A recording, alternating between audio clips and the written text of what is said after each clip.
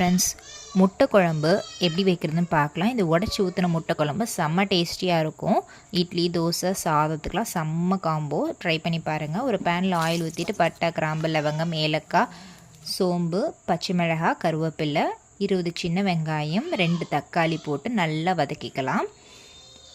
பூண்டும் பச்சை மிளகாவும் 1-2 இடித்து போட்டிருக்கேன். இன்னொரு பேனில் ஆயில் ஊற்றிட்டு பெப்பர் 1 டீஸ்பூன், சோம்பு 1 டீஸ்பூன், சீரகம் 1/2 டீஸ்பூன் போட்டுட்டேன். சின்ன வெங்காயம் 10-15, பூண்டு ஒரு 6, வரமிளகாத்தூள் காரத்துக்கு ஏற்ப ஆட் பண்ணிக்கோங்க. கொத்தமல்லி தூள் அதோட ஒரு 1/2 டேபிள் ஸ்பூன் எக்ஸ்ட்ரா.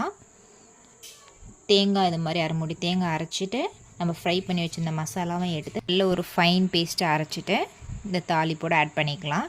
நம்மளுக்கு எவ்வளோ குழம்பு தேவையோ அதுக்கேற்றாப்புல தண்ணி ஊற்றிட்டு மஞ்சத்தூள், உப்பு தேவையான அளவு, கொஞ்சோண்டு புளி தண்ணி உடச்சி ஊற்றிட்டு ஒவ்வொன்றா உடச்சி ஊற்றிக்கலாம்.